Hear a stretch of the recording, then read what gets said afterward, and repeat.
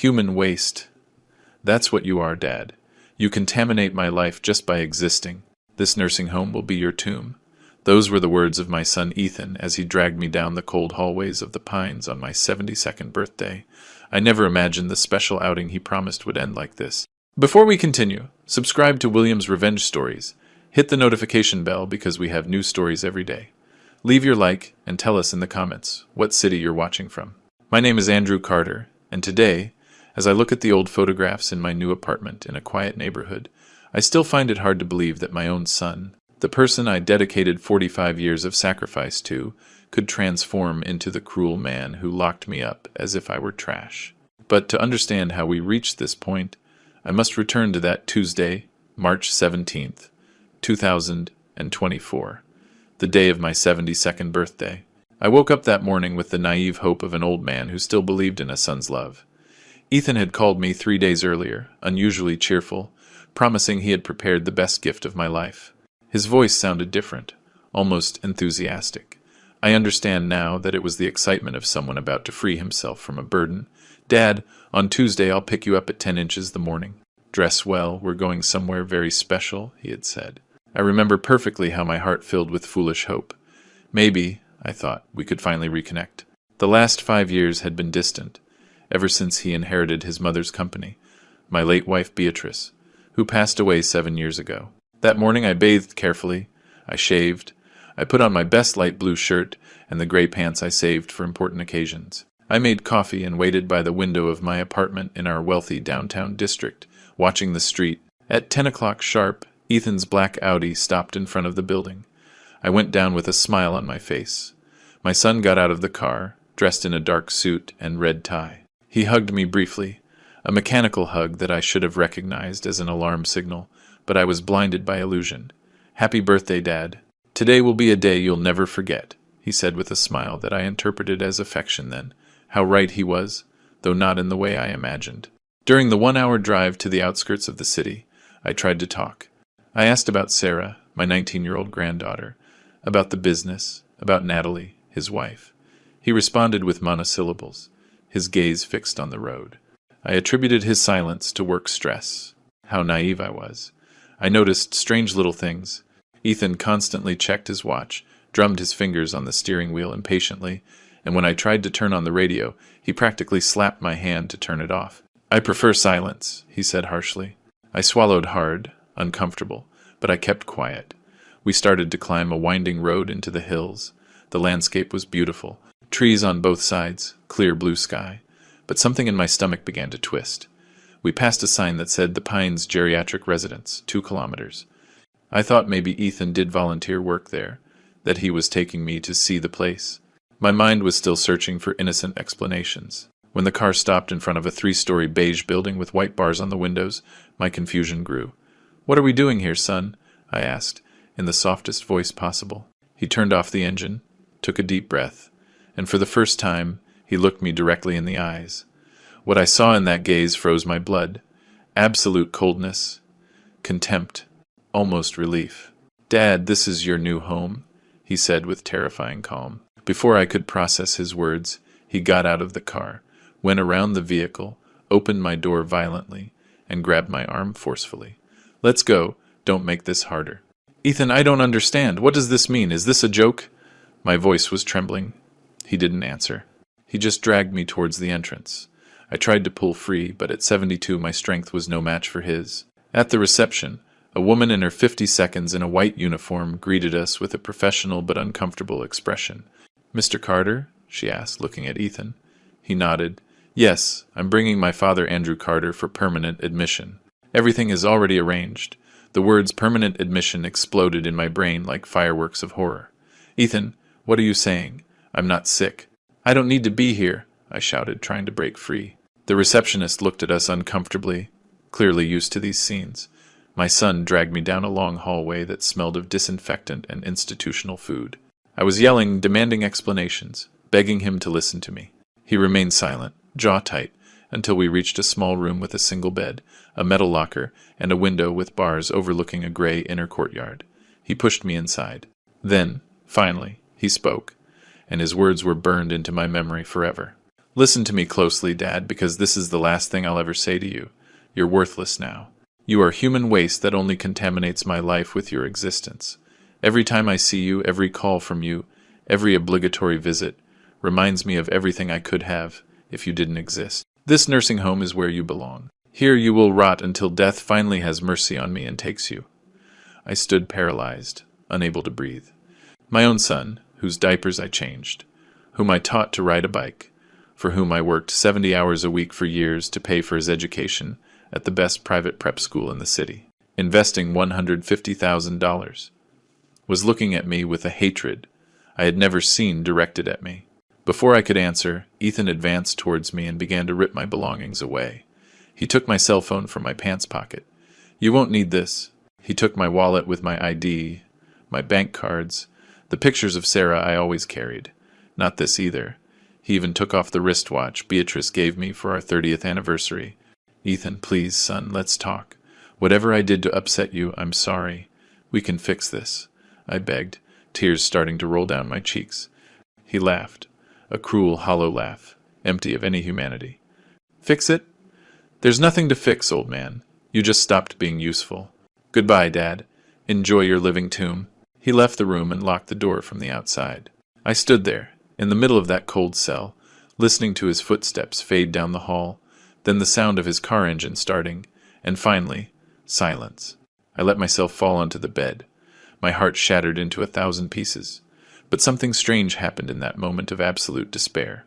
My civil engineer's mind, trained for 50 years to analyze structures and problems, began to work with unexpected clarity. I didn't cry uncontrollably. I didn't scream anymore. Instead, I closed my eyes and began to remember, to observe, to record every detail of what had just happened. Ethan's exact words, his body language, the way the receptionist seemed uncomfortable, the fact that my son had said everything is already arranged, as if he had planned this in advance. I opened my eyes and observed the room methodically, the barred window, the locked door, the total absence of my belongings. This was not a misunderstanding. This was a precisely executed plan.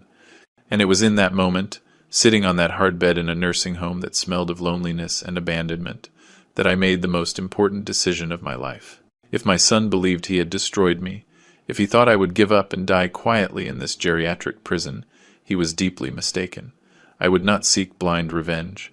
I would seek something much more powerful. The truth, justice, and maybe, just maybe, a lesson my son needed to learn before his soul was completely lost in the darkness. But for that, I would need time, patience, and above all, to keep a cool head. Because if my career as an engineer had taught me anything, it was that the best structures are built with careful planning, not with impulsive reactions. I dried my tears, I took a deep breath, and I began to observe everything around me with new eyes.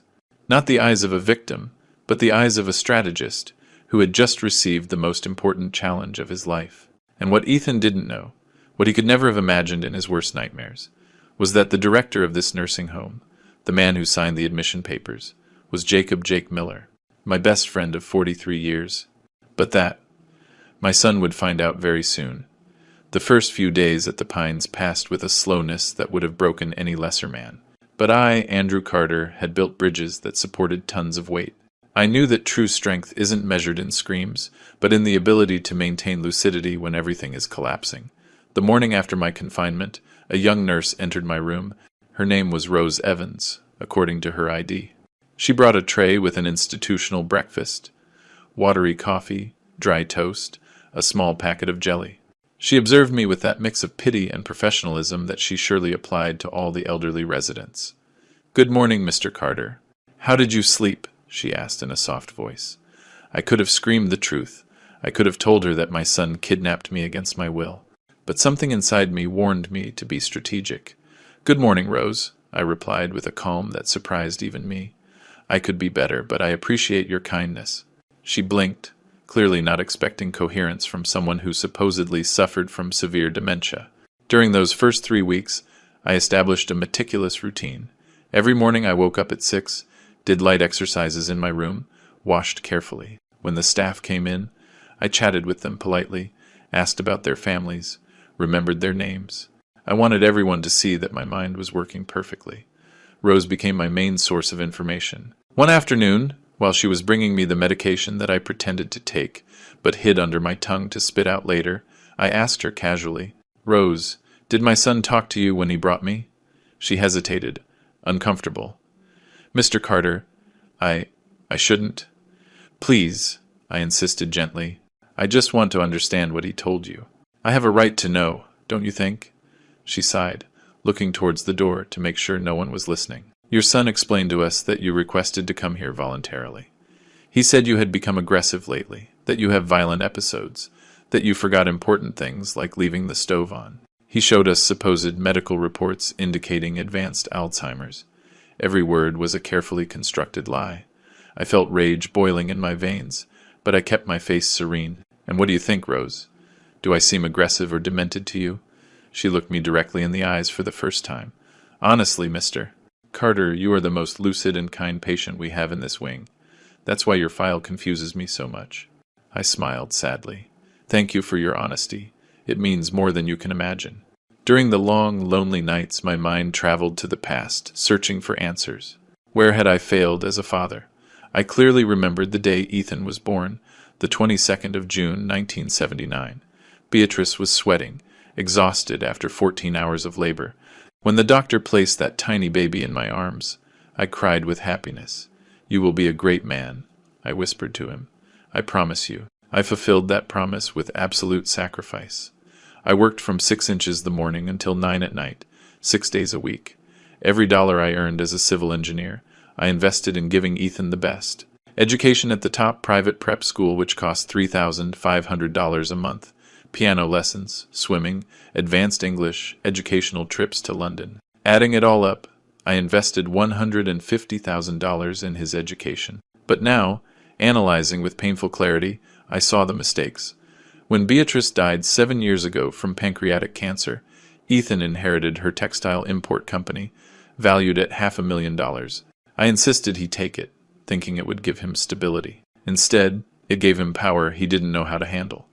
The changes were gradual. First, the visits became less frequent. Then, the conversations became transactional. "Dad, I need you to sign these papers." "Dad, lend me $40,000 to expand the business." I always agreed, blinded by paternal love. 5 years ago, when Ethan turned 40, I noticed he was different. More arrogant, materialistic, obsessed with appearances. He drove expensive German cars, wore Italian suits, dined at restaurants where a meal cost $200. When I asked him if everything was okay financially, he responded with irritation. "I'm perfectly fine, Dad. Stop treating me like a child."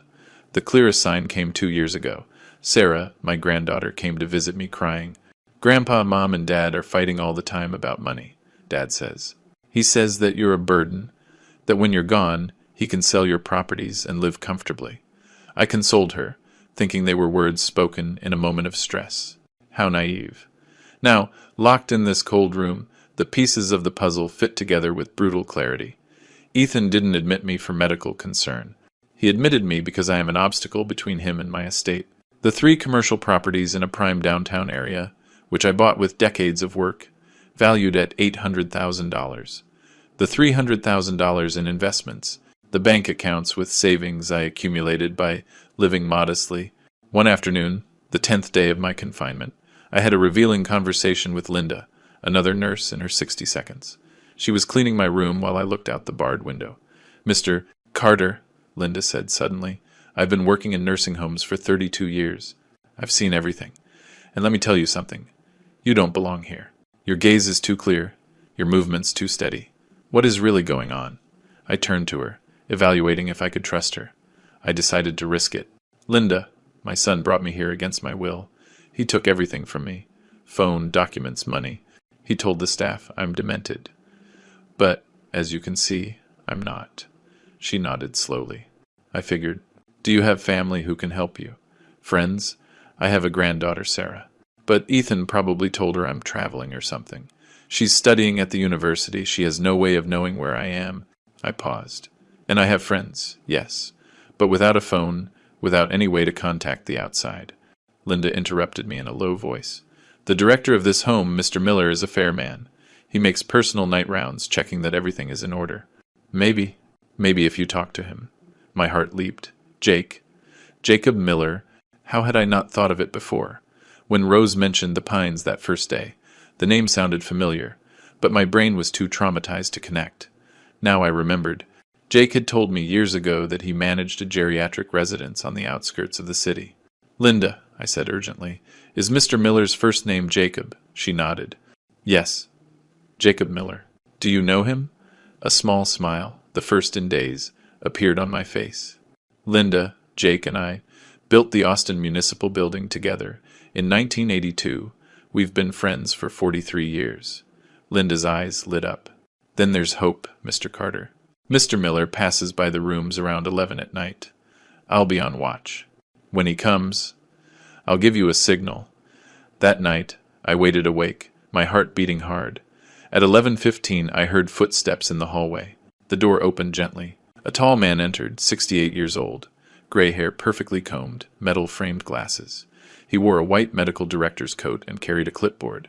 Our gazes met. I saw his eyes widen with absolute shock, disbelief transforming into recognition. "Andrew," he whispered, his voice cracking. "Hello, old friend," I replied, with a calm I didn't feel. "I suppose we have a lot to talk about." Jake closed the door behind him carefully, making sure no one else was in the hallway. His face had gone from initial shock to a mixture of indignation and absolute confusion.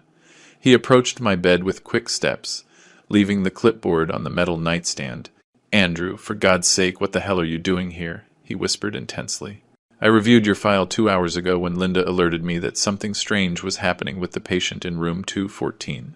When I saw your full name on the documents, I thought it was a mistake, a coincidence. Andrew Carter can't be admitted to my nursing home as an advanced dementia patient.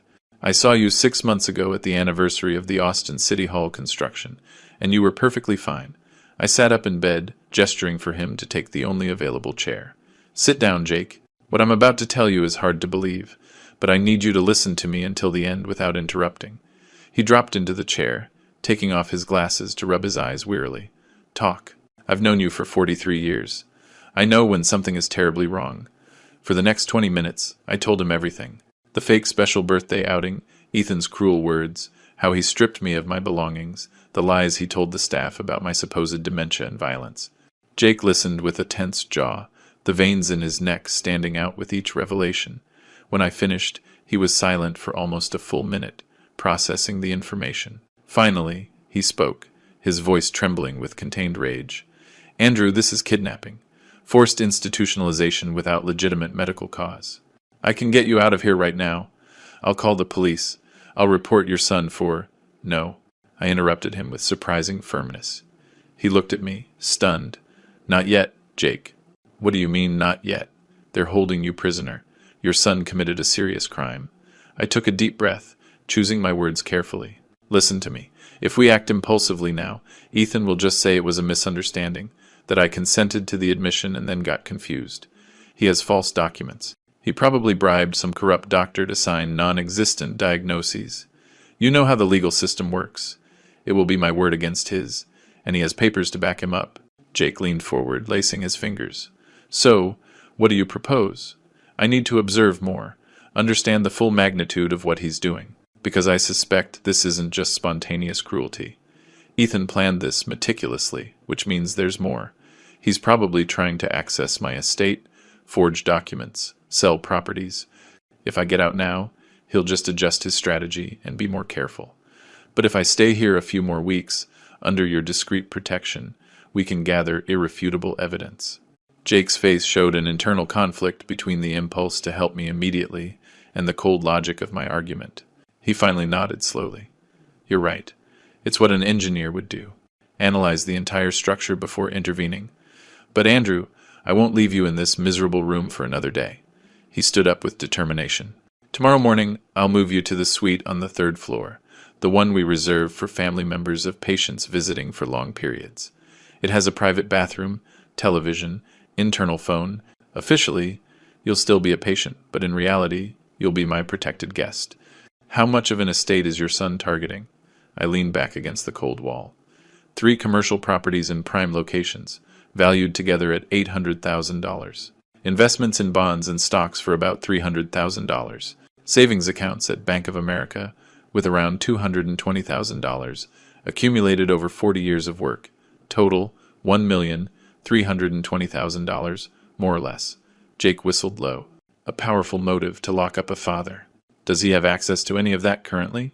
Not directly, but if he manages to have me declared mentally incompetent using those false documents you mentioned, he could request legal guardianship and take control of everything. That's why it's crucial he doesn't know that you and I know each other. As long as he believes I'm completely isolated, vulnerable, and without resources, he'll feel safe to act, and every action he takes will be evidence. Jake walked to the window, looking at the dark courtyard. You mentioned you have important documents. Where are they? I smiled for the first time with genuine cunning. In the double lining of my wallet. Ethan took it, yes, but he was always careless with details. He probably threw it in some desk drawer without checking it thoroughly. If we manage to recover it, we'll find reduced photocopies of the property deeds, access codes to my safety deposit box at the Bank of America Main Street branch, and the direct phone number of Evan Shaw. Evan Shaw, the corporate lawyer? The same, my personal lawyer for 22 years. He has copies of all my legal documents, wills, powers of attorney. Yes, Jake, you can contact him discreetly on my behalf. He can start a silent investigation into Ethan's activities. Evan is meticulous, a former prosecutor. He'll know exactly what to look for. Jake returned to the chair, now with the expression of a military strategist. All right, this is what we'll do. First thing tomorrow, I'll move you to the suite. I'll tell the staff you need special isolation due to nocturnal agitation episodes that require direct supervision. That will justify me visiting you frequently without raising suspicion. I'll provide you with a basic cell phone that only you and I will know about. From there, you can contact Evan. Perfect. But there's something more important, Jake. I need you to document everything about my admission. The absence of a legitimate prior medical evaluation, the statements Ethan made to the staff, any irregularity in the paperwork. If this eventually goes to court, we'll need institutional proof that this was fraud from the beginning. He nodded vigorously. I have full access to the files. I can make copies of everything without anyone noticing. Furthermore, I'll install a small security camera in your new room, officially for medical monitoring. In reality, it will record anything we need. We were silent for a moment, processing the magnitude of what we were planning. Finally, Jake spoke, his voice thick with emotion. Andrew, when we worked together in Austin, building that municipal building in 1982, we were young.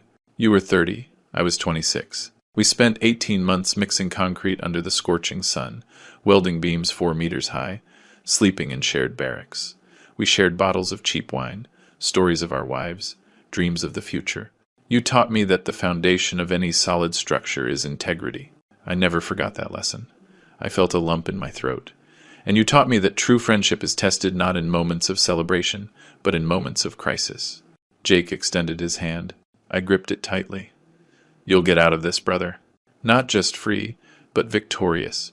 Your son will learn that he completely underestimated the man he tried to bury alive. I'm not looking for destructive revenge, Jake. I'm looking for educational justice. I want Ethan to understand the consequences of betraying trust, of valuing money over humanity. If there is any possibility of salvation for his soul, it must come through facing the complete truth of what he did. Jake stood up, picking up his clipboard. Then we'll help him find that truth, even if it hurts him. Rest now, Andrew. Tomorrow your real liberation begins, even if Ethan doesn't know it yet. When the door closed behind my friend, I lay back on the bed, feeling something resembling hope for the first time since my kidnapping. I was not alone, I was not helpless, and most importantly, I had time to build a response as solid and unshakable as the bridges I designed for half a century. Ethan thought he had defeated me in a single move, but real chess is played in many moves, with strategic patience, and I had just moved my first important piece. The next morning marked the beginning of my transformation from victim to strategist. Jake kept his word with military efficiency. At 7 a.m, 2 orderlies entered my room with a wheelchair, explaining to the staff on duty that the director had ordered my transfer to Suite 312 for specialized supervision needs. The new room was another world compared to the cell where Ethan locked me up. It was almost 30 square meters, with a large bed, a small brown leather sofa, a wooden desk, a flat-screen TV, and large windows without bars, overlooking a garden with rose bushes. The private bathroom included an adapted shower and a vanity with a full mirror. It was, essentially, a modest but dignified apartment. Jake appeared 20 minutes later, locking the door from the inside. From his medical bag, he extracted a basic Nokia cell phone, a charger, and a small notebook. The phone is registered in the name of the Asylum Foundation. Impossible to trace to you. It has a prepaid balance for 200 hours of calls. Use it exclusively for essential contacts. I took the device with hands that trembled slightly with contained emotion. Technological freedom after weeks of absolute isolation. Jake, I have no words to thank you. He waved it off. Brothers don't thank each other, they support each other. Now, let's talk strategy. You need to contact Evan Shaw as soon as possible, but first, we must consider what exact information you need him to investigate. I sat at the desk, opening the notebook to a clean page. My engineer's brain was shifting into structural planning mode. First, I need Evan to check all the bank accounts under my name. If Ethan tried to access them, there will be digital traces. Banks record every login attempt, every information request, every suspicious movement. Jake nodded as I wrote. Second, he must verify the legal status of my 3 properties. If Ethan is trying to sell or mortgage them, he'll need to forge my signature on deeds. That leaves notarial evidence. Third, I want to know if he filed any legal request for guardianship or legal incapacitation based on those false medical diagnoses. And regarding your wallet? Jake asked. You mentioned documents hidden in the lining. I closed my eyes, visualizing every detail of that brown leather wallet I had used for 15 years. In the secret compartment behind the card section, there are reduced photographs of the property deeds for Main Street, Oak Avenue, and Maple Drive. Also the 6-digit code for my safety deposit box at Bank of America, 739215, and Evan's business card with his direct number handwritten on the back. Jake was writing furiously. Do you think Ethan checked that compartment? My son inherited many things from his mother, but attention to detail was not one of them. Beatrice was organized and meticulous. Ethan was always impatient, acting on impulse. He probably emptied the wallet of visible cards and cash, assuming he had everything. The secret compartment requires pressing 2 side buttons simultaneously while sliding the lining. It's not obvious. Then it's likely those documents still exist. Where do you think he kept your belongings? I reflected, remembering Ethan's personality. Knowing his ego, he probably left them in his office at the company, the one he inherited from Beatrice in the financial district.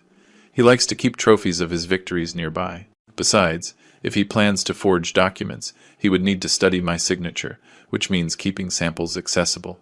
Jake got up, walking to the window. Evan could hire a private investigator to recover that wallet. Or better yet, if we get evidence that it contains your stolen documents, the police could get a search warrant. Not yet, I repeated firmly. Every premature action will alert Ethan that there's resistance. I need him to feel absolutely secure, invincible, so that he makes bigger and bigger mistakes. Confident criminals are careless criminals. Jake returned to the sofa, studying me with a mix of admiration and concern. Andrew, I understand the logic, but voluntarily staying here while your son thinks he's destroyed you. Are you sure you can emotionally handle it? The question was valid. During these weeks I had cried in the lonely night. I had felt my heart break every time I remembered the little boy who used to hug me, shouting, "Dad!" when I came home from work. But something bigger than my personal pain was at stake. Jake, if I give in now to the impulse to escape and report him, Ethan will receive legal punishment, yes. Maybe a few months in jail, a fine, a criminal record.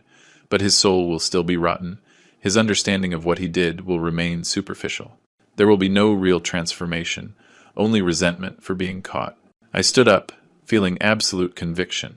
But if I build this correctly, if I document every lie, every betrayal, every act of cruelty, and then present it to him not just as legal evidence, but as a moral mirror, there is a microscopic possibility that something in him will awaken, that he will look at that mirror and finally see the monster he became. And if there is even a 1% chance of saving his humanity, it's worth the additional suffering. Jake had tears in his eyes. You're a better man than I am, brother. I would just want to destroy him. Destruction is easy. Reconstruction is the true challenge of engineering, whether it's of buildings or human souls. We spent the next hour developing a detailed plan. Jake would contact Evan that same afternoon, using a secure phone from his private office. He would explain the complete situation, sending him photographs of my fraudulent file as preliminary proof. Evan would begin an immediate discreet investigation into suspicious financial movements. Furthermore, Jake would install a miniature security camera in my suite, officially for medical monitoring. In reality, it would record our strategic meetings as documentary backup. He would also provide me with internet access via a personal tablet, allowing me to research relevant laws on forced institutionalization, fraudulent guardianship, and elder rights. "One more thing," I said as Jake prepared to leave. "I need you to record conversations with the staff about what Ethan told them during my initial admission. His false statements about my supposed violence and dementia. Testimonies from Rose, Linda, whoever interacted with him. Every documented lie is future ammunition. Consider it done. Rose has already expressed doubts to me about your diagnosis. I'm sure she will testify if necessary." After Jake left, I sat at the desk with the cell phone in my hands. I had Evan's number memorized after 22 years of professional relationship, but I decided to wait until Jake made initial contact. It was important for Evan to receive the full context before hearing my voice, to avoid emotional reactions that could compromise the investigation. Instead, I opened the notebook and began to write a detailed chronology of events. Exact date of my admission: Tuesday the 17th of March 2024. Approximate time: 11:30 inches the morning. Ethan's exact words: "You're worthless now. You are human waste that only contaminates my life with your existence." Every detail, every gesture, every potential piece of evidence. I also wrote reflections on my history with Ethan, the beautiful moments. His first day of school when he was 5, crying, clinging to my leg, until I convinced him he would be brave. His university graduation with honors in business administration, the pride I felt. His wedding to Natalie, dancing the waltz awkwardly, while I laughed. The birth of Sarah, when he called me at midnight, shouting excitedly, "Dad, you're a grandpa!" But also the dark moments I ignored out of blind love. When I caught him at 16 stealing money from Beatrice's wallet. When he brutally fired a housekeeper for accidentally breaking an expensive plate. When he mocked a beggar on the street in front of Sarah, teaching her contempt. The signs were always there. I just refused to see them, blaming stress, outside influences, anything except accepting that my son was developing corrupt values. That night, lying in the comfortable bed with clean sheets, I looked at the ceiling, thinking about Beatrice. If she were alive, would she have prevented this? Or would Ethan have betrayed her too, to inherit faster? The second option terrified me more. My phone vibrated. A message from Jake. Contacted Evan. "He's coming tomorrow disguised as a social consultant. Get ready." I smiled in the darkness. The chess pieces were beginning to move. Evan Shaw arrived at the nursing home at exactly 10 in the morning the next day, dressed in a discreet gray suit and carrying a black leather briefcase that identified any corporate consultant. He was 55 years old, with perfectly cut salt and pepper hair and that penetrating gaze of a lawyer who had spent 20 years in the prosecutor's office before establishing his private practice. Jake personally escorted him to my suite, introducing him to the staff as a specialist in geriatric patient rights conducting a quality audit. No one questioned the explanation. When the door closed behind them, Evan dropped all professional pretense and hugged me tightly. "Andrew, my God." When Jake told me on the phone yesterday, I was up all night. I couldn't believe Ethan was capable of something like this. His voice cracked slightly. He took a deep breath, regaining his composure. "Sit down. I have a lot to report to you, and none of it is good." The three of us settled around the desk. Evan opened his briefcase, extracting a thick folder with documents marked with colored tabs. His meticulous organization was legendary among his clients. "Let's start with the bank accounts," he said, opening the blue section. "Your son tried to access your 3 main accounts at Bank of America using powers of attorney that he fabricated himself. He forged your signature on notarized documents, claiming you granted him full legal power over your finances due to progressive cognitive decline. Luckily, your branch manager, Vincent Ortega, has known you personally for 18 years.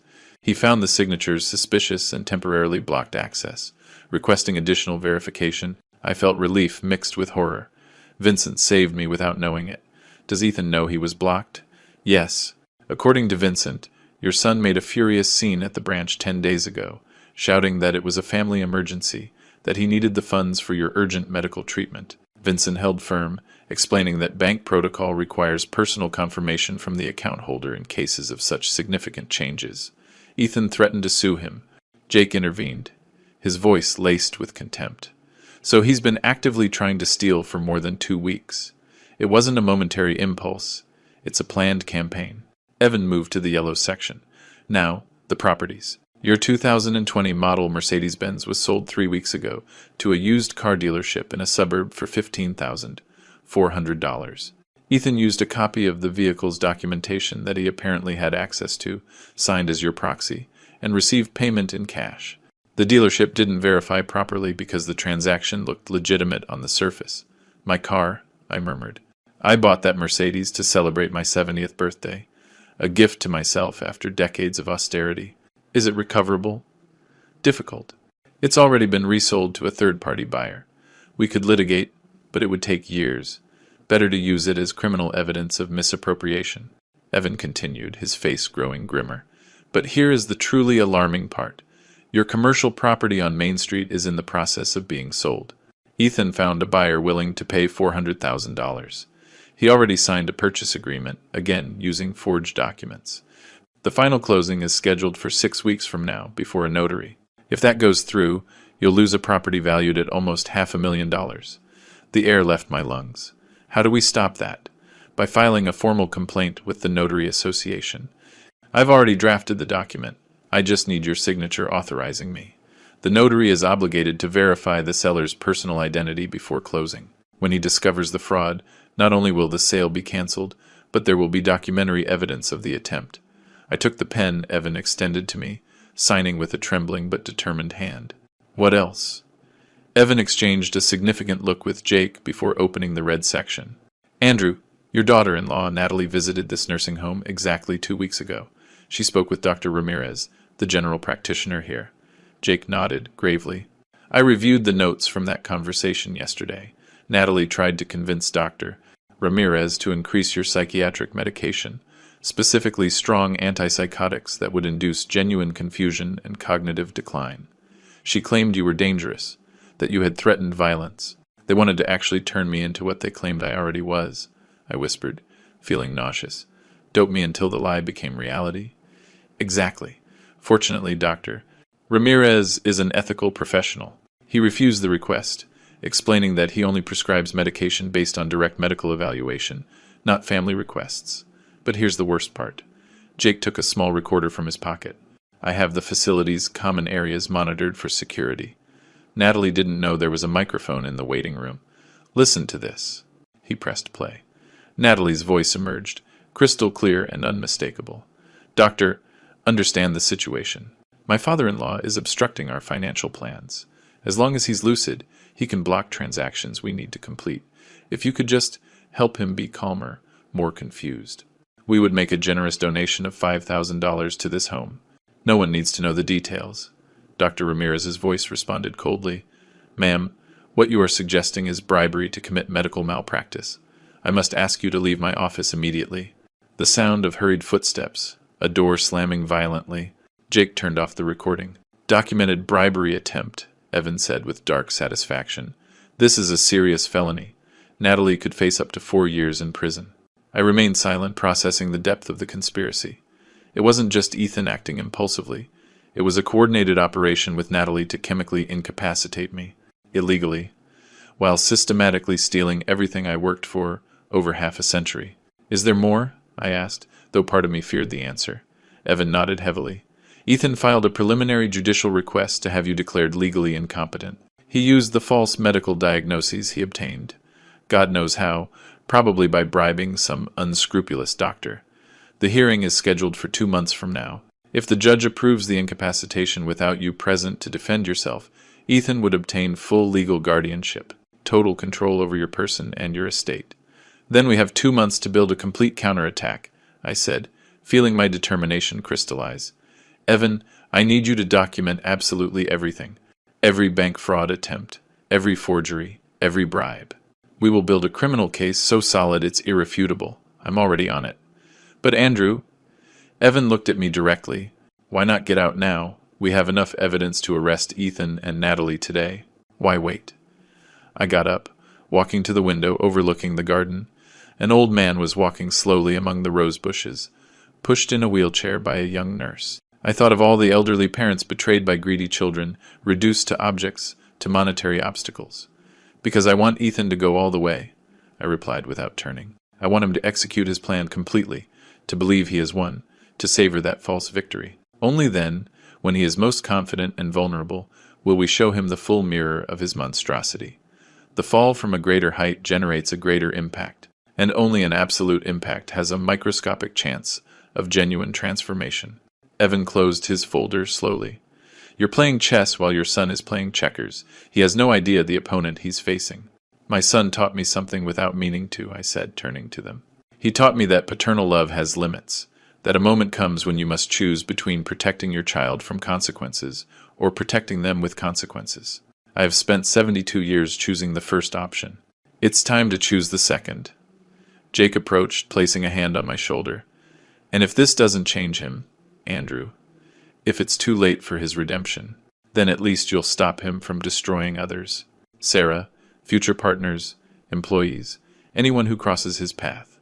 Sometimes saving a soul means first breaking it completely, to rebuild it from a solid foundation. The three of us fell silent, united by a common purpose. Evan finally spoke. I'll continue investigating. Every week I'll bring you updates disguised as audits. We will document everything down to the last detail. After they both left, I sat down to write a long letter to Sarah. She deserved to know the truth. Eventually, but not yet. First, I had to complete this architecture of educational justice, brick by brick, proof by proof. My phone vibrated. A message from Jake. Rose reports that Ethan hasn't called even once to ask how you are. 4 weeks of absolute silence. 4 weeks since he abandoned me here to die. Forgotten. I smiled bitterly. Perfect. Every day of abandonment was another line in the file on his cruelty. On the exact day I completed 3 months locked in the pines, a rainy Thursday in mid-June, I heard desperate knocking on the door of my suite. It was 4 in the afternoon. Jake had gone to an administrative meeting at City Hall. I was reading legal reports Evan had left me that morning when the knocking became more insistent. Grandpa! Grandpa! I know you're in there. Please, open up. My heart stopped. Sarah. It was Sarah's voice, loaded with anguish and determination. I got up so fast I momentarily felt dizzy, running to the door. I pulled it open. There was my granddaughter, soaked by the rain, dark hair stuck to her face, eyes red from crying. She was carrying a university backpack on one shoulder, and in her hand she held a cell phone showing a screen with the asylum's address. We looked at each other for an eternal second before she threw herself into my arms, sobbing against my chest. Grandpa, I found you. I finally found you. I hugged her with a strength I didn't know I still possessed, feeling 3 months of concentrated pain flowing through that contact. Sarah, my girl, how? She pulled away slightly, wiping tears with the back of her hand. Come in, we have a lot to. Does anyone else know I came? Just the reception staff, I guess. Come in, quick. I closed the door, guiding her to the sofa. She dropped her backpack, looking around the suite with a mixture of relief and confusion. This place is... I didn't expect this. Dad said you were in a specialized clinic in Switzerland for experimental Alzheimer's treatment. Your father lies extraordinarily well when it suits him. I replied with a bitterness I couldn't hide. Sit down, Sarah. I need to tell you the whole truth before he finds out you found me. For the next half hour, I told her everything. The fake birthday outing, the cruel words, the stripping of my belongings, the forced isolation. She listened, her expression transforming from shock to horror to contained fury. When I mentioned Natalie's attempt to drug me through medical bribery, Sarah stood up abruptly. I knew something was wrong. Grandpa, 2 months ago I started noticing strange things. Dad would come home with bags from expensive stores. Mom had new jewelry every week. They bought a new Audi, a 6 for $62,000, paid in cash. When I asked where so much money was coming from, Dad said the company was booming. She sat down again, pulling a small notebook from her backpack. But I study psychology, Grandpa. I know how to recognize behavioral patterns, so I started documenting. She opened the notebook, showing me pages filled with cramped handwriting. I recorded every big purchase, every trip, every strange expense. I took the notebook, reading with growing astonishment. Sarah had documented meticulously. April 3rd, trip to Dubai. 5 days, luxury hotel. Estimated $8,000. April 16th, Mom buys a diamond necklace. $18,000 according to a phone conversation I overheard. April 29th, Dad buys a Rolex Submariner. $13,000. The list went on, page after page. At the end, Sarah had calculated the total, $123,000 in 4 months. Sarah, this is pure gold as evidence. How did you know to look for me here specifically? She smiled sadly. 3 weeks ago I tried to call you. Your number was disconnected. I went to your apartment. Empty, mail piling up. I confronted Dad. He repeated the Switzerland story. But something in his eyes. He was lying. I knew it with absolute certainty. She leaned forward, intensity burning in her gaze. I started investigating on my own. I went through his office one night when he went out. I found documents, papers with your signature that looked weird, different, and I found payment receipts to this residence. 3 months prepaid for $3,600 total, and then nothing, as if they had just abandoned you here, waiting for you to simply disappear. My throat tightened with emotion. You risked a lot, snooping like that. If your father had caught you— I don't give a damn what Dad thinks, she said with uncharacteristic vehemence. You're my grandfather. The only one who taught me real values, who listened to me when everyone ignored me, who paid for my university when Dad said it was an unnecessary expense because women just get married anyway. I owe you everything. Tears were rolling freely down my face now. Sarah, you have to listen to me carefully. What I'm about to ask you is difficult, maybe impossible, but it's crucial. She nodded seriously. Anything, Grandpa.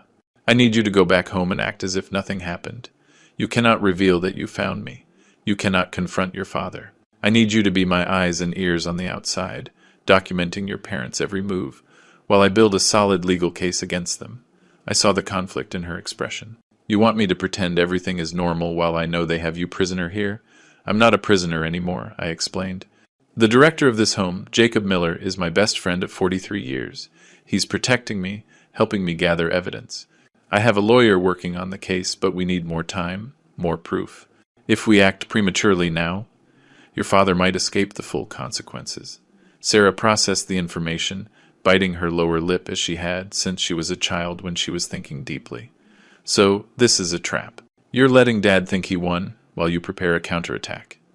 Exactly. But, Sarah, you must understand something. This will end with your father facing serious criminal charges. Prison, probably. Your mother, too. Can you live with that? She looked at me without flinching. Grandpa, a month ago, I heard Mom say on the phone, the old man should just die quickly and save us the trouble. She was talking about you. My own father calls you human waste when he thinks no one is listening. They're not my parents anymore. They are greedy strangers using your money to live out luxury fantasies while you rot here. So yes, I can live perfectly fine with watching them pay. I hugged her again. You are stronger and braver than I was at your age. But this will be painful. Seeing them daily, faking family love while you know the truth. I've already been living it for weeks, she replied. At least now I'll have a purpose. What specifically do you need me to document? We spent the next hour strategizing. Sarah would continue her detailed expense journal. She would try to photograph documents if she got access to Ethan's office again. She would record conversations when possible using a recording app on her phone. She would report any strange meetings, suspicious calls, unusual behavior. Also, I added, keep in touch with my close friends. Philip Reed, Marcus Torres, people who have known me for decades. Ask them to write testimonial statements about my historical mental state, confirming I never showed signs of dementia or violence. Those testimonies will destroy your father's false diagnoses. Sarah was writing furiously in a new notebook I provided. How often do we communicate? Use this number. I wrote my secret phone number on a piece of paper. Memorize it, then destroy the paper. Call me only from private places, never from your house where they might hear you. The university library, public restrooms, parks. Vary the locations. She memorized the number, repeating the digits until she mastered them, then tore the paper into tiny pieces and flushed them down the toilet. When she returned, her expression was that of a soldier accepting a dangerous mission. One last thing, Grandpa. What happens to me at the end of this? When Dad and Mom are arrested, where do I end up? I took her hands in mine. Sarah, you are innocent.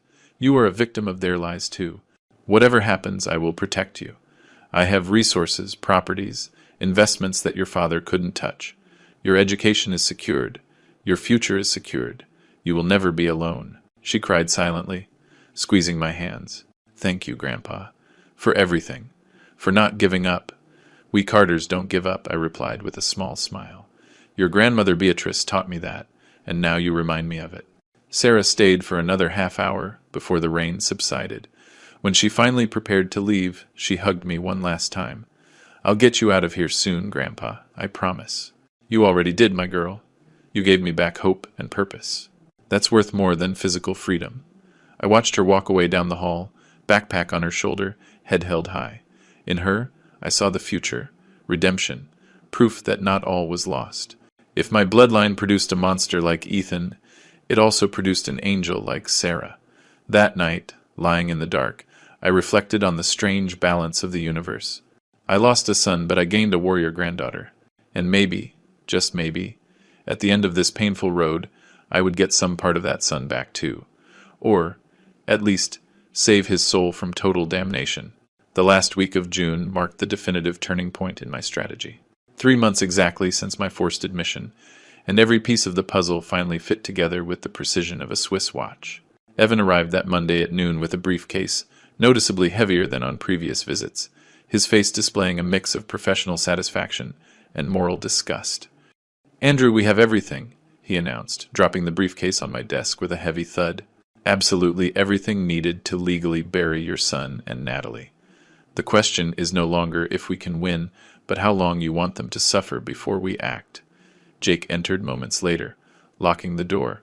We had synchronized these meetings like a military operation. The three of us sat down as Evan unfolded folders organized with numbered tabs from 1 to 15. "Let's start with the most recent bombshell," he said, opening folder number 1, confirmed via private investigator. Ethan stopped paying the nursing home after exactly the initial 3 prepaid months. $3,600 was the total he paid out. After that, absolute silence. He expected the administration to simply transfer you to an overcrowded public facility or, even worse, leave you on the street when they couldn't contact him. Jake intervened, his voice thick with disgust. "Indeed. We received 3 administrative calls trying to contact Ethan about payment renewal. All went straight to voicemail. He intentionally avoided responding, assuming we would just get rid of the problem automatically. Premeditated abandonment," I commented coldly. "Add it to the file." Evan nodded, making a note on his tablet. Folder 2, audio recording of Natalie attempting to bribe Dr. Ramirez with $5,000 to psychiatrically medicate you. I have an official certified transcript. Medical bribery. Penalty, up to 4 years in prison. He continued methodically. Folder 3. Forensic analysis of bank documents proves the signatures on the powers of attorney submitted by Ethan were forged. I hired 3 independent handwriting experts. All 3 agree. Crude imitations of your authentic signature. Here are the technical reports with digital overlays showing discrepancies in stroke pressure, angles, proportions. Sarah had sent me a photograph of one of those false documents. Seeing it now, under professional analysis, was unsettling. My son had practiced my signature dozens of times to create a convincing version for an untrained eye, but modern technology revealed every microscopic irregularity. Folder 4, Evan proceeded. Fraudulent sale of your Mercedes-Benz. I have a sworn statement from the dealership confirming Ethan presented himself as your legal proxy. He used documentation that appeared legitimate. He received $15,400 in cash, which he never declared on his taxes. Tax evasion added to misappropriation. Jake whistled low. "How many crimes are we up to?" "7 different ones so far," Evan replied without looking up from his notes. Folder 5. Attempted sale of the Main Street property. I contacted the notary designated for the closing. He confirmed an appointment scheduled for July 23rd, exactly 3 weeks from today. Ethan already signed the purchase agreement using forged documents again. The notary accepted my formal complaint, blocked the transaction, and initiated an internal investigation. "Does the buyer know what's happening?" I asked. "Yes. A man named William Syons, a legitimate businessman who thought he was making an honest deal. He's furious with Ethan, threatening to sue for damages for wasting his time and resources on due diligence. He could be a valuable witness at trial." Evan opened folder 6 with a particularly grim expression. "This is perhaps the most disturbing. Sarah provided me with her journal documenting the extravagant spending of your stolen funds. I hired a forensic accountant to trace the exact origin of the money. Results: Ethan sold your Mercedes for $15,400 cash. He withdrew $48,000 from a joint savings account you had with Beatrice, an account he inherited when she died but legally was not supposed to touch until your passing, according to the will's clauses." I felt a stab in my chest. That account was for Sarah. Beatrice and I established it specifically for our granddaughter's university education. I know. I read Beatrice's will. Clause 17, paragraph 3. Funds are to remain untouched until the passing of my husband Andrew, at which time they will be transferred in full to our granddaughter Sarah Carter for her higher education. Ethan violated his own mother's testamentary will. Jake stood up, walking to the window with his hands in his pockets. How can someone fall so low, not only betraying his father but also desecrating the memory of his mother? Greed dissolves bonds that love built, I said quietly. Continue, Evan. Folder 7. Testimonial statements that Sarah collected following your instructions.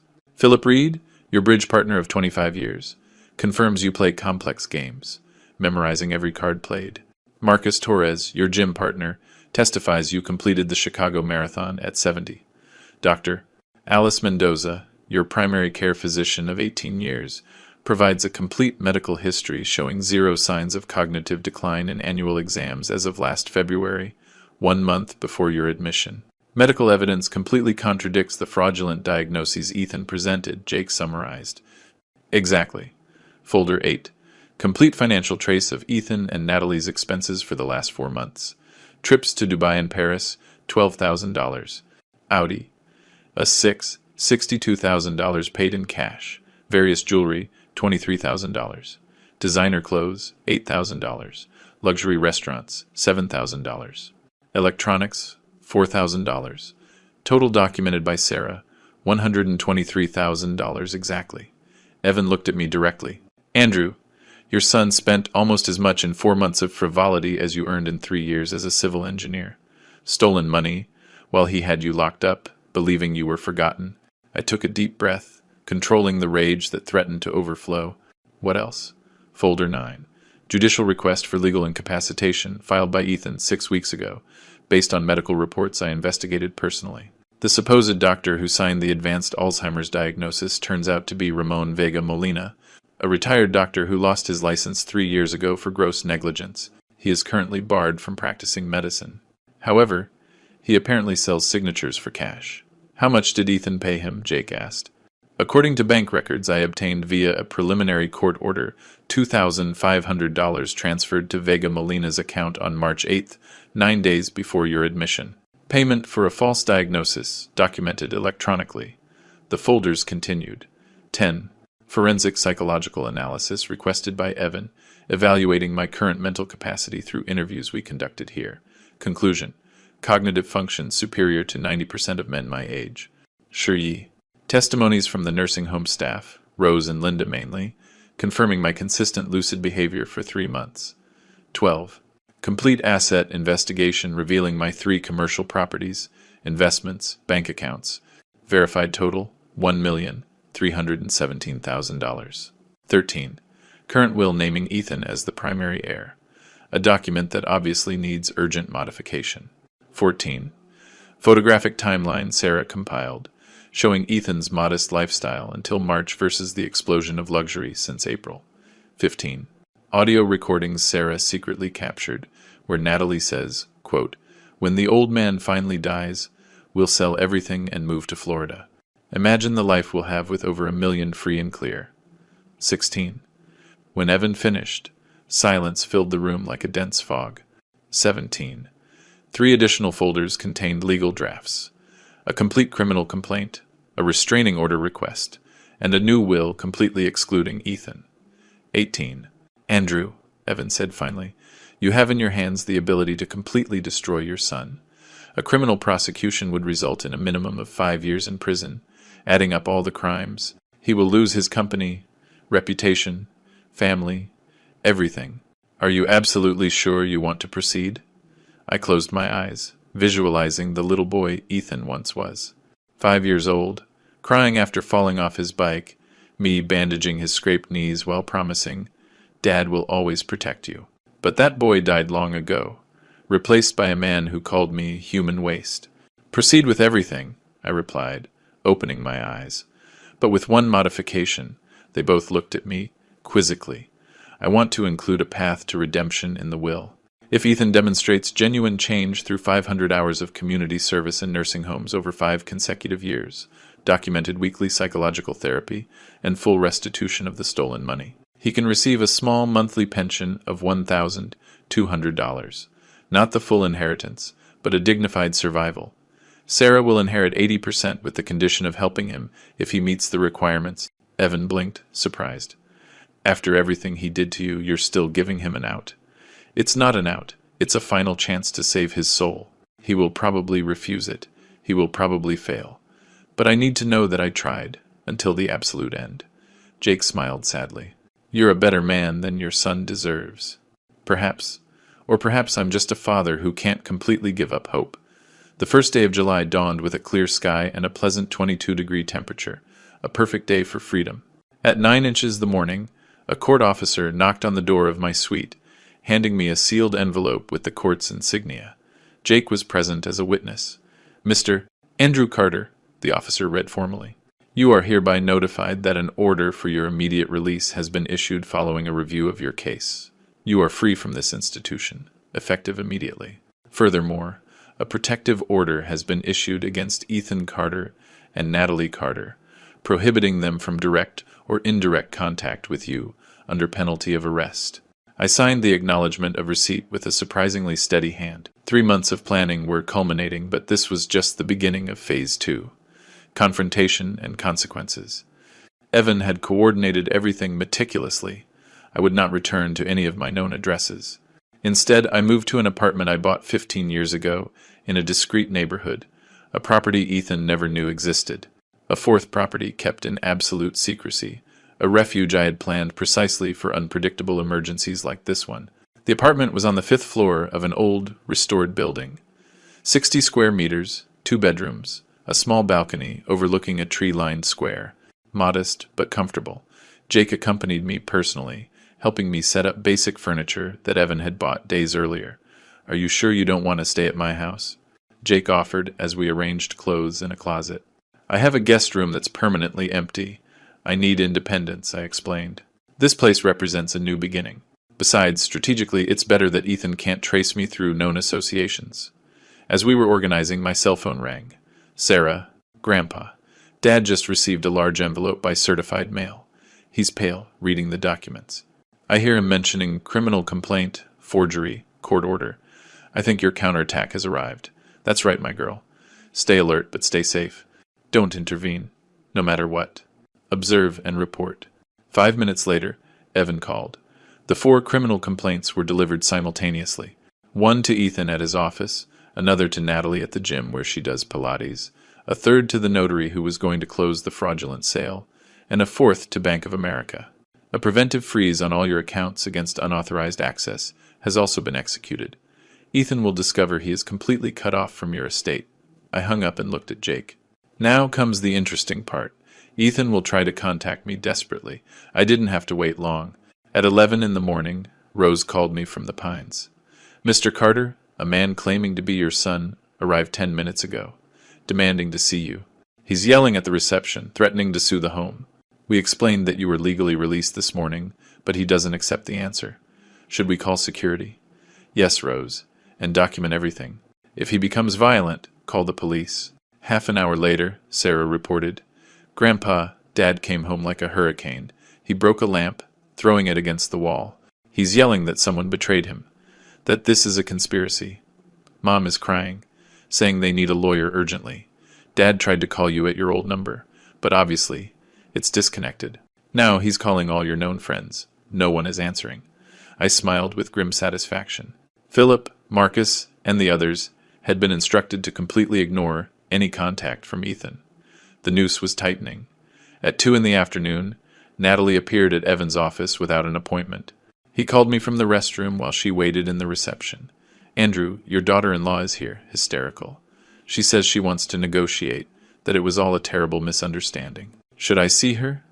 Record her if she agrees to talk, but make it clear there is no negotiation possible. The criminal charges are filed.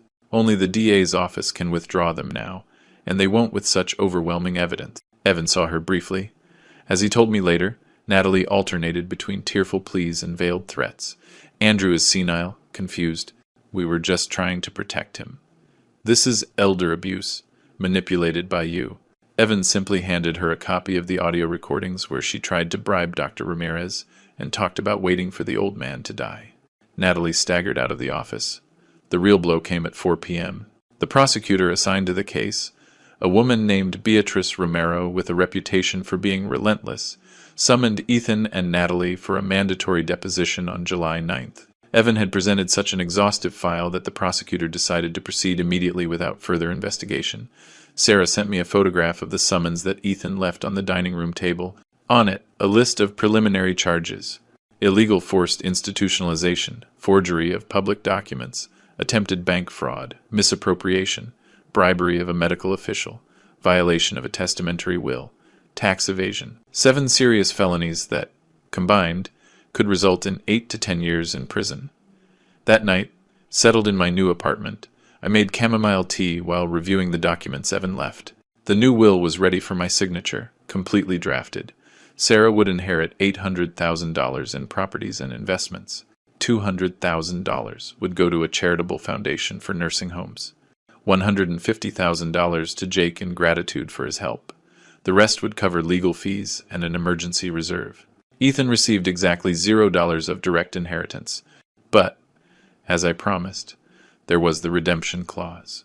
If he completed 60 monthly hours of community service in nursing homes for 5 consecutive years, attended weekly psychological therapy with verified quarterly reports, and restituted every stolen dollar through monthly payments, he could receive a survival pension of $1,200 a month, managed by a trust that Sarah would control.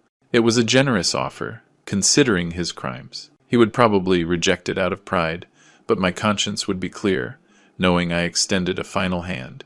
Paula came to visit me around 8, using public transport to avoid being followed. She brought homemade food she had prepared, a Spanish omelet, salad, freshly baked bread. We ate in silence initially, both processing the magnitude of what had been unleashed. "How are your parents?" I finally asked. She pushed food around on her plate. "Destroyed? Dad hasn't left his home office in hours. I hear him making frantic calls, probably looking for a lawyer willing to defend him. Mom packed a large suitcase. I think she's planning to go to her sister's in Barcelona. She's talking about divorce, about saving herself."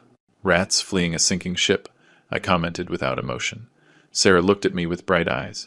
"Grandpa, I know you did the right thing, but it still hurts. They're my parents, with all their horrible flaws. Part of me still remembers when Dad used to take me to the park, when Mom brushed my hair for school parties. Does that just disappear?" I took her hand across the table. "It doesn't disappear, Sarah. Those memories are real, part of who they were before greed corrupted them.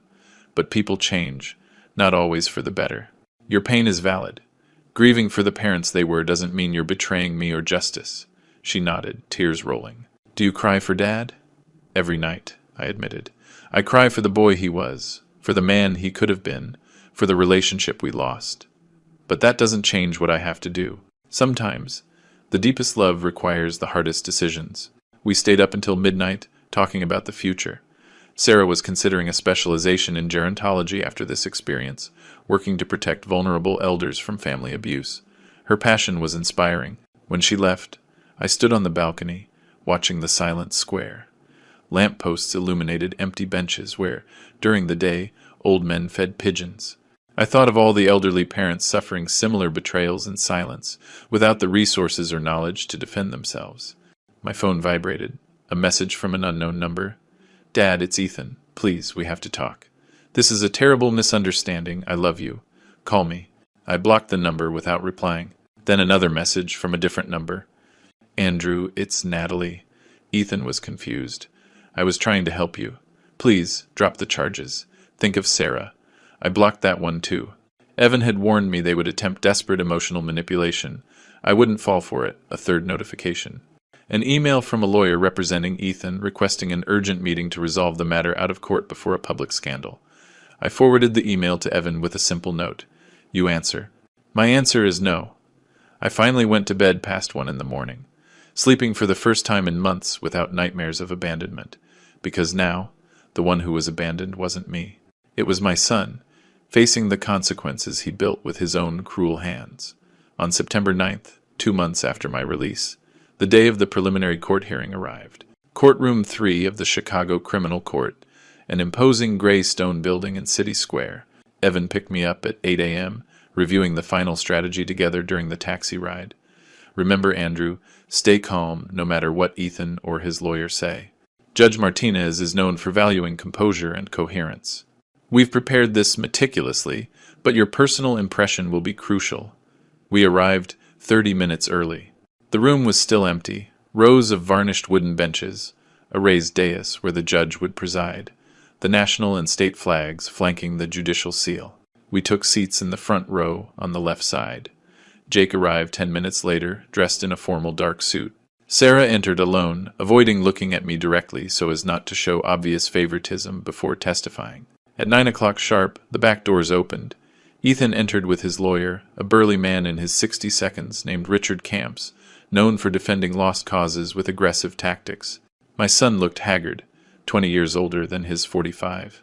Wrinkled suit, deep dark circles, hands trembling slightly. Our gazes met for an endless second. I saw in his eyes a mixture of terror, rage, and something resembling a plea. I looked away. Natalie did not appear. Her lawyer, a young woman named Patricia Sands, submitted a medical certificate claiming an acute nervous breakdown that prevented her attendance. The judge frowned but accepted the temporary absence.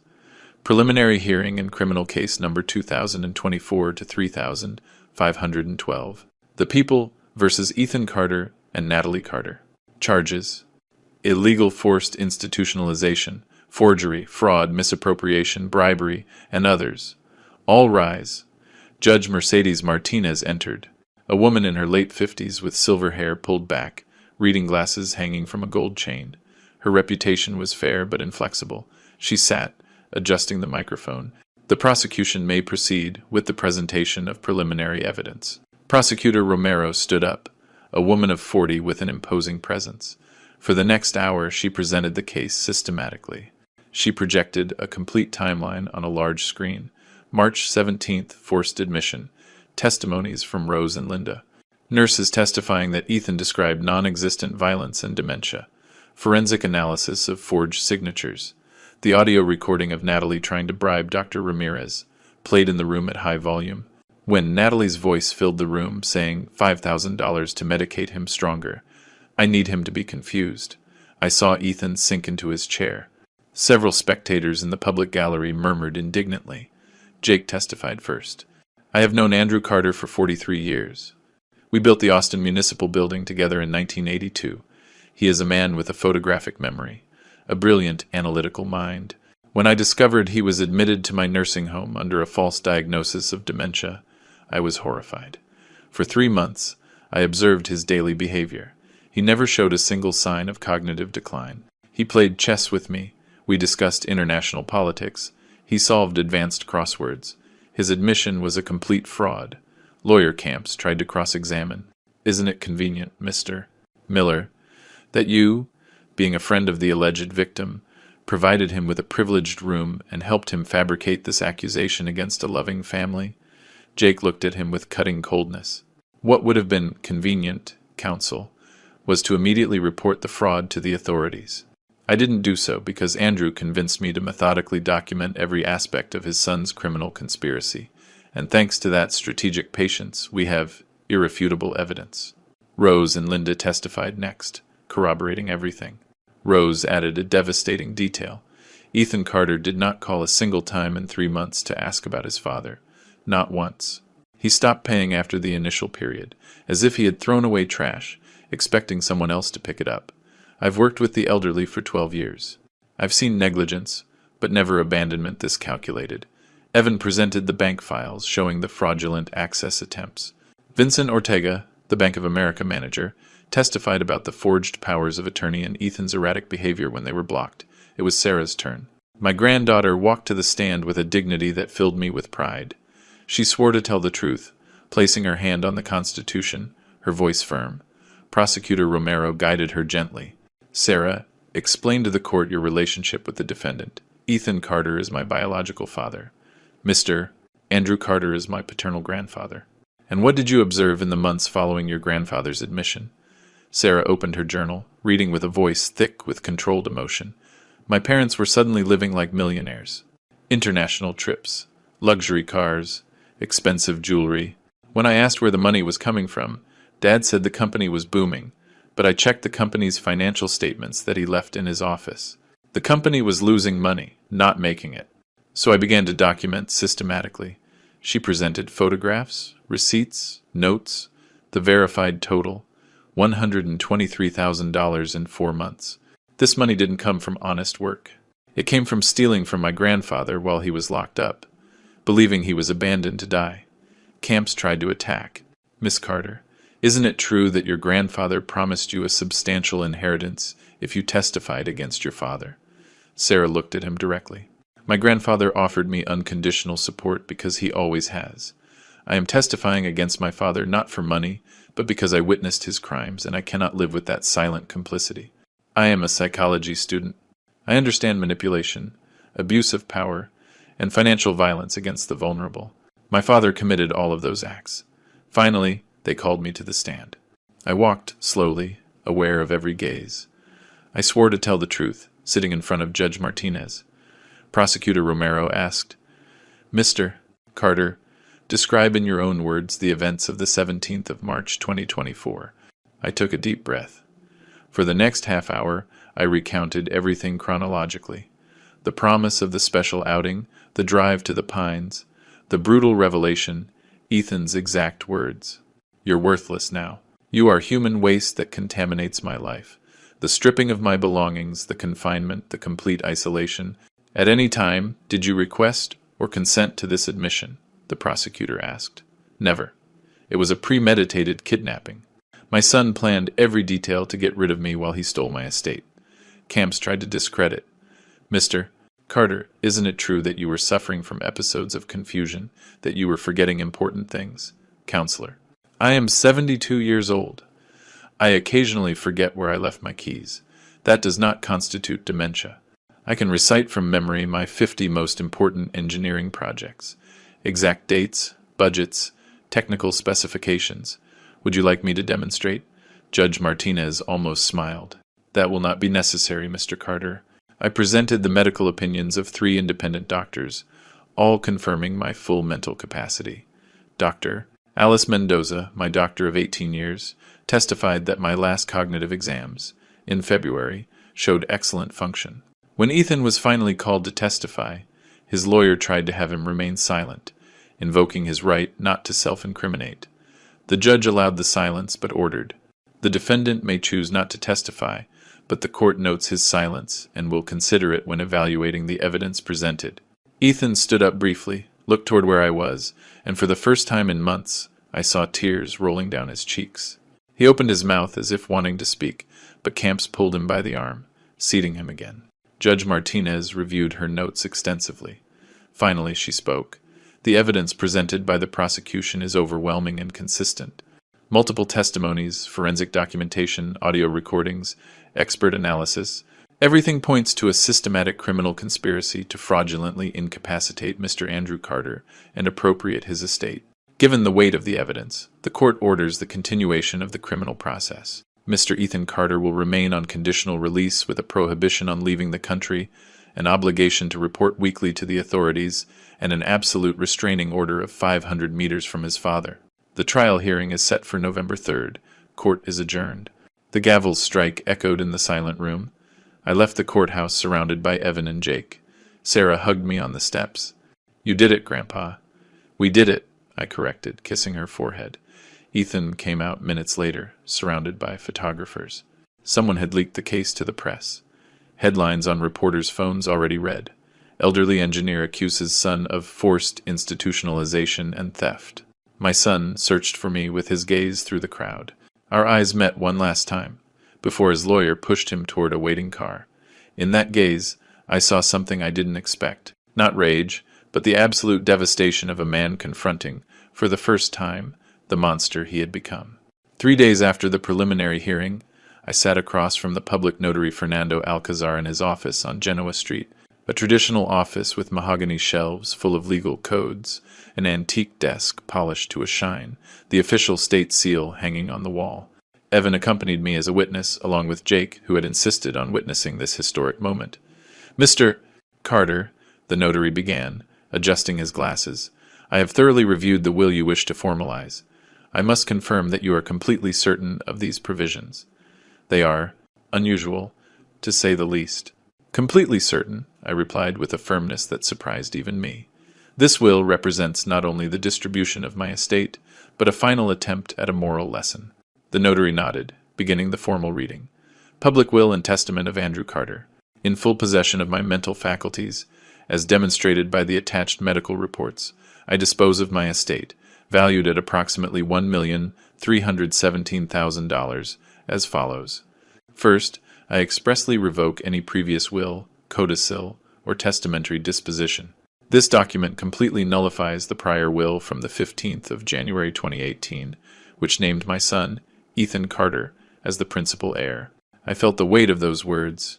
I had drafted that previous will thinking of family continuity, assuming Ethan would protect the legacy I built. How naive I was, the notary continued.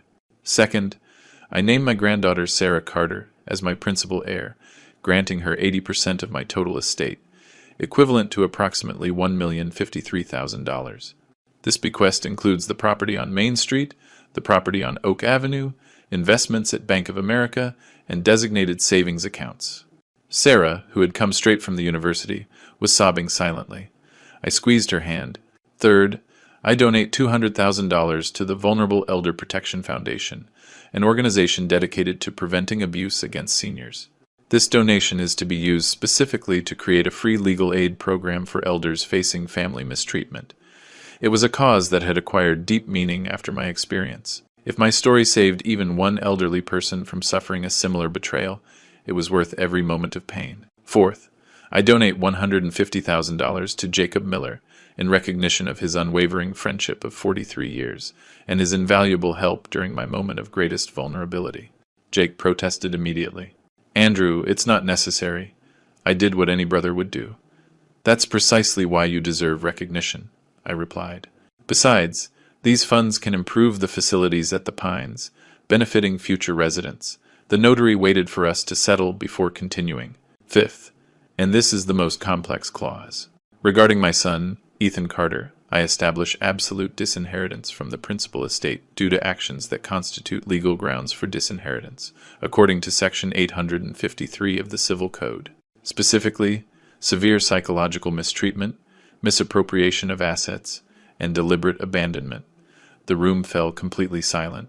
Even having discussed this extensively, hearing it formalized was stunning. However, the notary proceeded, reading carefully, I establish an extraordinary possibility of redemption through the strict fulfillment of the following conditions over an uninterrupted period of 5 years. 1. Complete 60 verified monthly hours of community service in nursing homes, personally attending to residents with dementia, paralysis, or conditions requiring intensive care. That specification was deliberate. Ethan had to experience firsthand what it means to care for the vulnerable elderly he himself planned to abandon. 2. Attend weekly psychological therapy with a certified professional, submitting verifiable quarterly reports of genuine progress. 3. Fully restitute every dollar misappropriated, including the $15,400 from the sold Mercedes, the $48,000 from Beatrice's account, and the expenses documented by Sarah, totaling $123,000. Total to be restituted, $186,800, through minimum monthly payments of $3,000. Evan had calculated that those payments would take more than 5 years to complete, ensuring a sustained commitment. 4. Submit a monthly letter of authentic reflection on his actions, no less than 2 pages, demonstrating a progressive understanding of the harm caused and genuine moral growth. These letters will be evaluated by a committee of 3 independent psychologists appointed by the executor. If Ethan Carter fulfills absolutely all of these conditions for 5 consecutive years without fail, Sarah Carter will be authorized, not obligated, to provide him with a monthly pension of $1,200 through a trust administered by her. This pension is sufficient for a dignified but modest survival, teaching the value of money earned through effort and humility. Sarah spoke for the first time. Grandpa, what if Dad rejects these conditions? Then he will receive exactly what he gave me at the Pines. Nothing.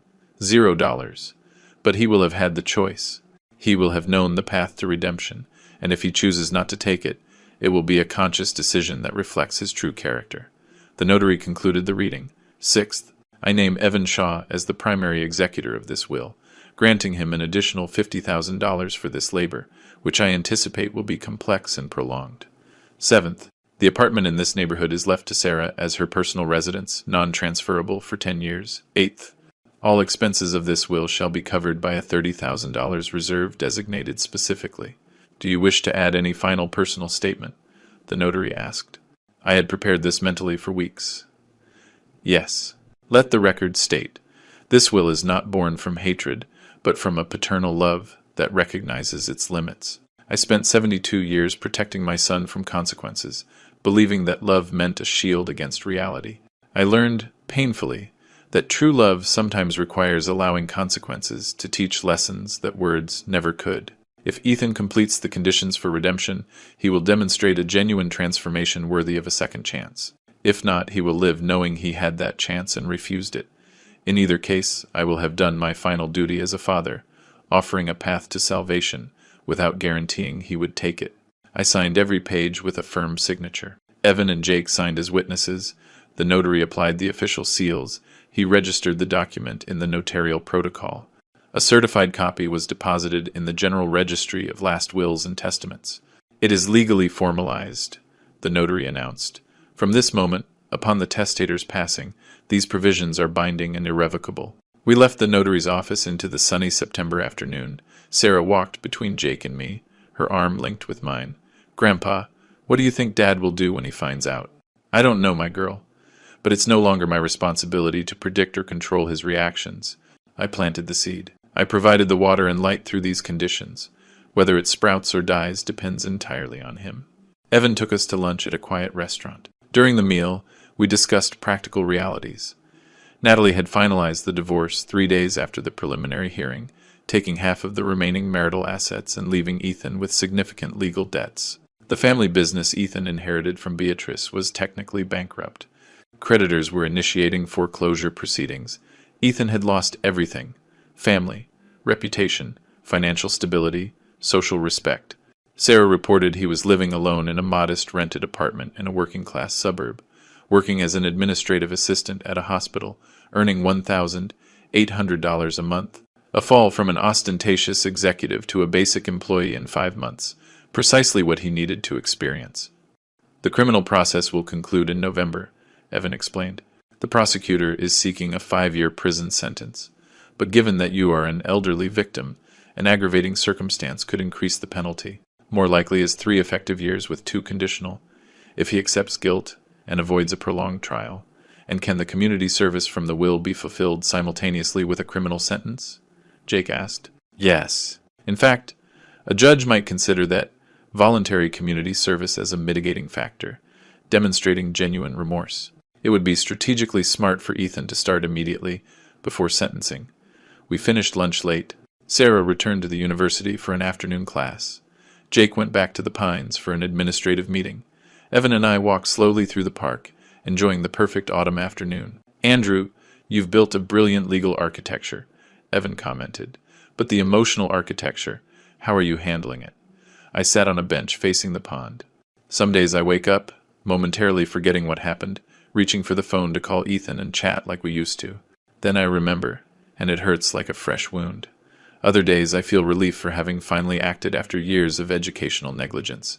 It's contradictory, complex, painful, but necessary. Do you think he'll meet the conditions? Honestly, I don't know. Part of me hopes so, desperately. Another part is preparing for one final disappointment. But that uncertainty is precisely the point. He must choose. I can't force a transformation. I can only create the conditions that make it possible. We sat until the sun began to set, painting the sky in oranges and pinks. Life went on, indifferent to human dramas. And I, for the first time in decades, felt at peace with the decisions I had made, regardless of the final outcome. 11 months after that devastating Tuesday in March, when my son abandoned me at the Pines, I sat on the balcony of my apartment, watching February arrive with a cool breeze and clear skies. It was Sunday morning, and the square below was filling with families strolling, old men feeding pigeons, children chasing balls. Ordinary life. Beautiful, in its simplicity. Jake would arrive in half an hour for our weekly lunch, which had become a sacred tradition. Sarah was studying for her final exams in her last year of psychology, but promised to visit that afternoon. My life had found a quiet, modest rhythm, deeply satisfying in ways that years of abundance never achieved. The final trial had concluded in November. As Evan predicted, Ethan accepted a negotiated plea, avoiding a lengthy process. The sentence: 3.5 years in prison with 2 suspended, meaning he would serve 18 effective months if he maintained good behavior, plus 500 hours of mandatory community service in geriatric institutions. Natalie received 2 years probation for complicity and bribery, avoiding prison time but leaving her with a permanent criminal record. The family business closed for good in December. Creditors liquidated the assets, covering barely 60% of the debts. Ethan emerged from that financial shipwreck with nothing but the clothes on his back and the psychological burden of having destroyed his mother's legacy. But something unexpected happened in January that I was still processing emotionally. Sarah called me one afternoon, her voice thick with contained emotion. "Grandpa, I need to tell you something about Dad, but I don't know how you'll react." My heart sped up. "Tell me, Sarah. Whatever it is." I started volunteering at the Our Lady of Pilar Hospice as part of my university practicum. It's a place where patients with advanced Alzheimer's and severe dementia receive palliative care. I work there Tuesdays and Thursdays in the afternoons. And, Grandpa, I found Dad there. I stopped breathing for a moment.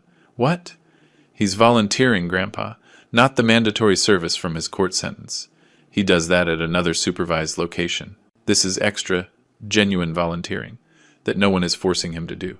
I saw him helping an elderly man in his 80s to eat slowly, wiping his mouth with infinite patience, talking to him sweetly, even though the man didn't respond coherently.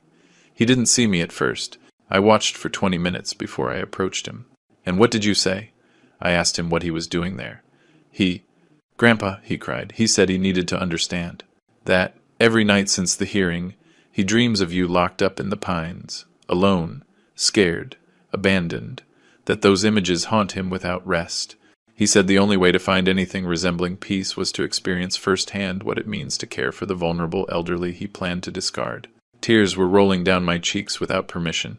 "How long has he been doing this?" "The coordinator at the hospice told me he started in November, right after the sentencing. He goes 5 afternoons a week, 70 to 80 hours a month. Much more than the 60 required by your will. He does it without publicity, without seeking credit. He just shows up, works quietly, and leaves." That information haunted me for weeks. Part of me wanted to believe it as a genuine sign of transformation.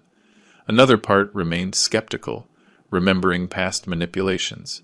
Was it real repentance or a calculated performance to eventually claim the conditional inheritance? Evan advised caution. "Andrew, 11 months don't erase 45 years of behavioral patterns.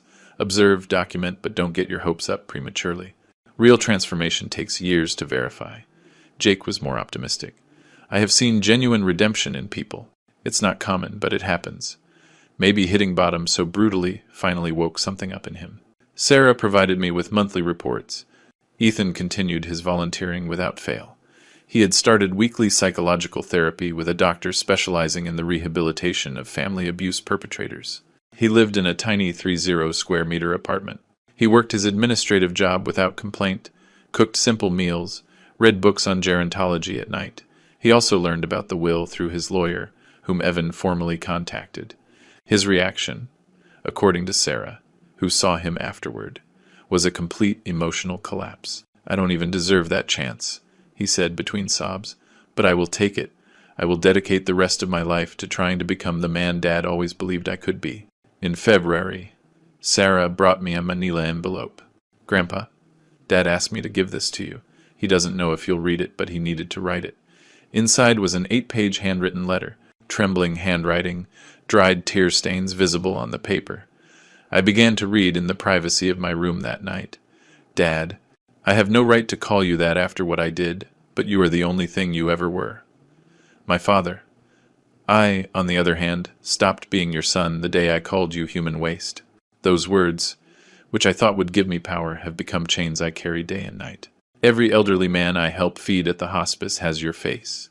Every trembling hand I hold is yours, which I refused. Every confused look from a dementia patient reminds me of the monstrous lie I invented about you. I don't sleep for more than 3 hours at a time. Nightmares are my only deserved company. I'm not writing to ask for forgiveness. I know I don't deserve it. I'm writing because Dr. Alvarez, my therapist, says I must face the complete truth. I destroyed the noblest man I ever knew for a greed so stupid that I now don't understand how I could value money over your love. Mom would be devastated. Sarah looks at me with pity more than love. I lost everything, and that should be punishment enough. But it's not. Because worse than losing material things is waking up every day, knowing I betrayed the only being who loved me unconditionally. I have started to pay back the money. $3,000 a month from my $1,800 salary. I live on $700. I eat rice, lentils, bread. I walk 4 kilometers to work every day to save on transport. I am selling my remaining possessions. Not because of the will's obligation, but because I don't deserve comfort while you suffered because of me. Jake visited the hospice where I volunteer. He saw me from afar, without me knowing, Sarah told me later. She said he would report to you. I don't know if that matters. I do this because every time I hold the hand of an abandoned old man, I imagine it's yours, which I let go of so cruelly.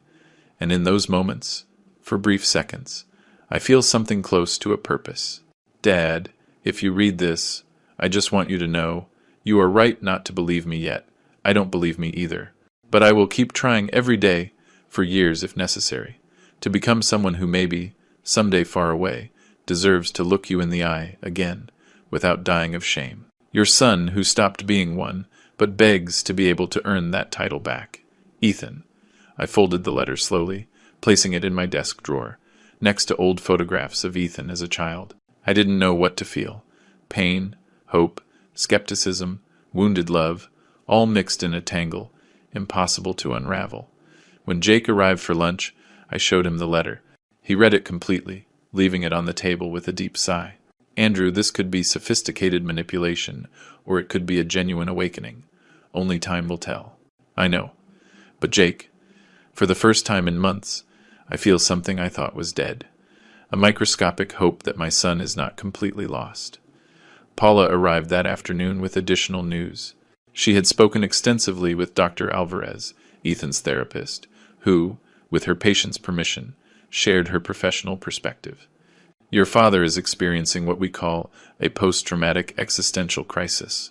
The weight of his actions crushed him psychologically. He is in a genuine, painful process of deconstructing his ego and reconstructing his values. I don't guarantee success, but the effort is authentic. The following months continued in a similar pattern. Ethan maintained his job, volunteering, therapy, and restitution payments. No failures, no excuses, no publicity. Paula kept me informed, but respected my need for emotional distance. In April, almost a full year since the nightmare began, I received a second letter from Ethan, shorter, more focused. It detailed lessons learned while caring for Don Ricardo, an 7-year-old patient with terminal Alzheimer's, who believed Ethan was his deceased son. I hug him, Dad. I let him call me Michael. I give him the comfort I denied you, and every hug is my penance and my education. That night, for the first time, I considered the possibility of an eventual reconciliation. Not now, maybe not for years, but someday, if Ethan continued on this path, perhaps we could share a coffee in silence. It wouldn't erase the past. I would never forget. But maybe, just maybe, we would find something new, built on the ruins of what was destroyed. I stood up from the balcony as Jake knocked on the door. Life went on, day after day. Paula was thriving, graduating with honors and accepting a job at the Elder Protection Foundation. Jake and I were planning a trip to Austin to revisit the building we built 4 decades ago. I was writing my memoirs, documenting this experience, hoping to help other elders facing similar betrayals. And somewhere in the city, my son was cleaning the incontinence of an unknown old man, finally learning what human dignity means. I didn't know if this story would have a happy ending. Maybe it didn't deserve one. But it had something more valuable, an honest ending, where consequences taught lessons that blind love never could. And that, I discovered, was enough to let me sleep in peace. If you liked this story, give the video a like, subscribe to the channel, and share your impressions in the comments. To hear the next story, click on the box on the left. Thanks for watching.